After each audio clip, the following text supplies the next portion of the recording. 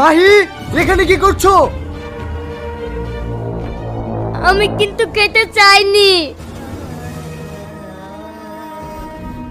ভয় নেই, খেয়ে নাও।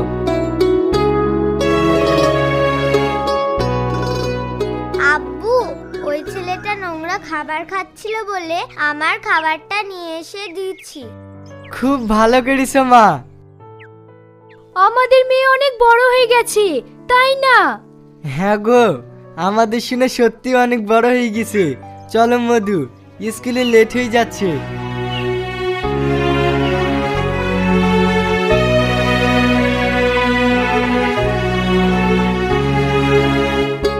আব্বু আব্বু, ওই ছেলেটাকে আমাদের সাথে নিয়ে চলো না। না না, ওকে নিয়ে গিয়ে কি করব? চলো।